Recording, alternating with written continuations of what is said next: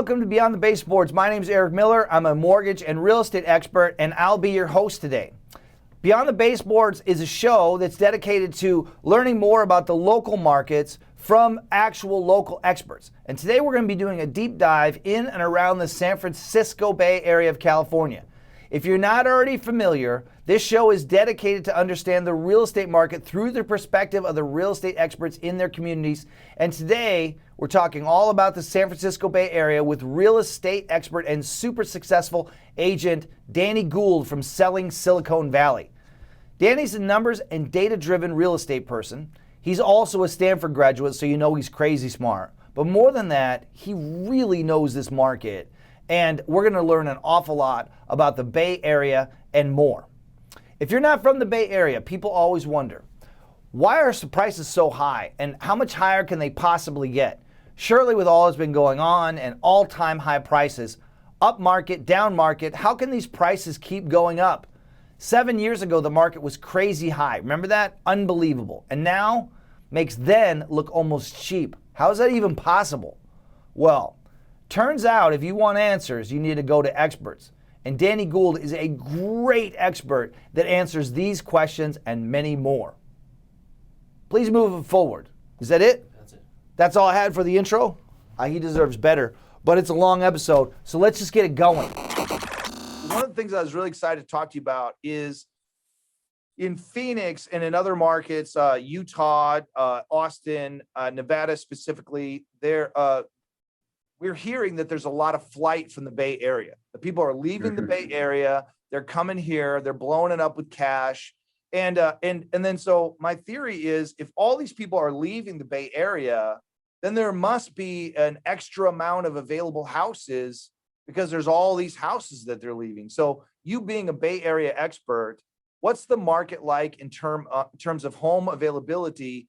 And did you see, I mean, it's always been crazy high prices, but have you seen an increase in the overall value, competitive nature of offers? What's it like for the home buyer and home seller in your community?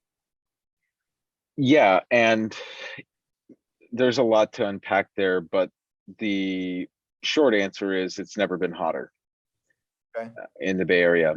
And there is this, perhaps there was this false expectation that home prices were going to suffer here due to a quote unquote mass exodus out of Silicon Valley. Are you hearing that people are leaving Silicon Valley? In Silicon Valley, are you hearing that people are leaving? Oh yeah. Oh okay. yeah, absolutely. Okay. And I'm going to say something right now, and I don't want anyone to take offense to it, but I'm just going to tell it how it is.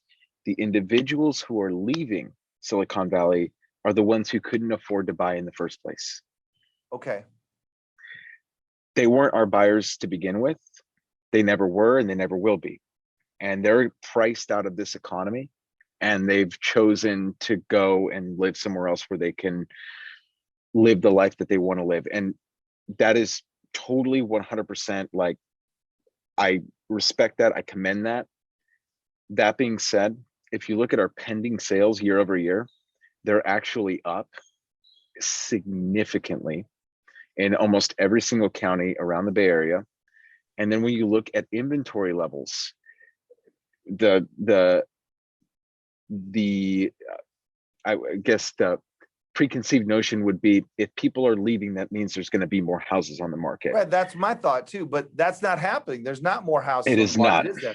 So it is not happening. Yeah. So where's everybody coming from then? If it's the thing, that's what I'm saying. I think it's baloney. I don't think a lot of people are leaving. I think the people that are leaving Silicon Valley are the people that didn't own a house anyway. Correct. They were just like, renters. I'm never going to own a house. I might as well just get out of here. Exactly. That's exactly it. And that's, again, that just feeds into the narrative that I have been preaching to our clients, right? The ones that are saying, well, Danny, the market's going to come down. And I'm like, okay, well, look, let's just talk about supply demand. Okay. So we look at supply, we look at what's happening with the inventory. It's very low. and you look at the pending sales in some markets, Eric, this is going to shock you. In some market, our pending sales are over double the active inventory levels, meaning like for every 100 homes on the market right now, there's like 200 plus pending sales. That's an absorption rate of over 200%. And if any, like for any statistician out there, any economist, like that's beyond bananas. I mean, the competition here is just outrageous, and there's no signs of it slowing down. And even if it does slow down, the inventory levels would need to double, and the pending sales would need to have for us to have like a neutral, stable market. So we need to like literally have a quadruple meltdown, if that makes sense, because you double and have like there's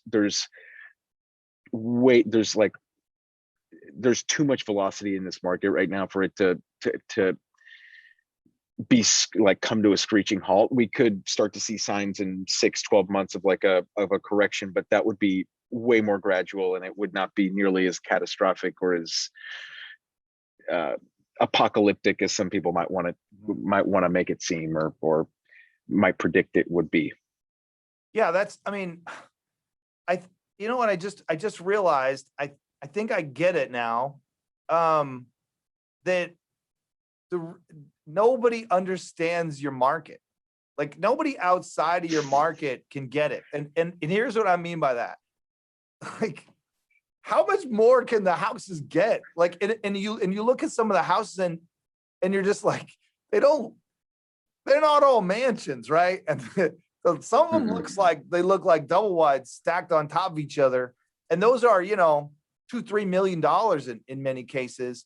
And so like for somebody that doesn't live there, it's hard to wrap your brain around, like, hasn't the market always increased in the Bay Area? And then like, even when it supposedly went down in 2008 to 2013, it doesn't seem like it ever went down. And now it's like even hotter and getting even hotter. And now you have the same inventory challenges that we have. Like, can you take a minute and explain to people that just doesn't compute outside of your area? Can you help kind of like, how does that make sense to you? Well, it does compute. You just have to know where to look, because when I got into real estate here in Silicon Valley, you have to understand the prices were even lower they were significantly lower than what there are right now. And at that time, we would face the same objections. Oh, the market can't get any higher. Right. And here we are 7 years later, and it's much higher. Much higher. When you look at major, like big metros with huge economies, Shanghai, London, Tokyo, these are areas where the price per square foot is not just like it's significantly higher than most cities in the Bay Area. And so when people say, oh, well, it can't get much higher, and it's like, well, there are people in other metros and other marketplaces around the world that are paying way more per square foot than we are here in Silicon Valley. Wow. Okay. So the ceiling has already been set, and we're not even the ceiling. I mean, you look at Manhattan. I mean, there are so many other areas. Now, what do all those cities have in common that we don't? They're all vertical. And we have land. That makes it even more valuable. So when people start to say, oh, I can't see it going up anymore, it's like they haven't done their homework. I think you're right. I mean, I think you've solved it that makes sense to me. You've just got to think a little bigger, right? You've got to think outside of, it's not Salt Lake City and San Francisco. Like they're not in the same, it's more like San Francisco and Tokyo, or San Francisco and London, or you've got to compare like cities, and that's what you're saying. Correct. Yeah, that's exactly that's super smart. So what is the average sale price right now in your area, and where do you see it going throughout the rest of the year, let's say? Close to 1.2 at this point is the average sales price, 1.2 million. What was the second part of that question? Where do you see it going through the end of the year? Okay. So if you had asked me this question 3 months ago, I would have given you a different answer. But now we're in the heart of summer, and I have not seen it slow down a bit. And so I can't see it shifting dramatically. I think if we see anything happen, it will be a slight dip in pending sales because the velocity is so high right now. We are starting to see it where there's a few less offers on properties per listing. Like a couple of my listings in the last few weeks, we didn't get the number of offers that I would have expected, but we still sold for record prices. Right. So there's perhaps a little bit of a slowdown in the demand, but that slowdown could be attributed to a lot of things that are have nothing to do with the viability or the strength of the housing market. For example, we're in California. We just opened back up. Erik, it's a zoo out here right now. Okay. Everyone's partying. They got their masks off. They couldn't wait to be let out of the cage. And I think that there are going to be some after effects from that over the next couple of months, especially during the summer, people leaving for vacation. This happens every year, by the way. This isn't like an anomaly. This happens every year where the overall strength of demand dips a little bit during the summer months in our marketplace because there are quite a few buyers that leave for the summer. Mm-hmm. And then we start to see it pick back up in the fall. So last year was obviously an anomaly with all the craziness, but I think this year we might see a more traditional Silicon Valley market where the activities dropping off here in the summer months for a few months, and then we start to see it pick back up again in the fall, and then we'll have a more relaxed winter.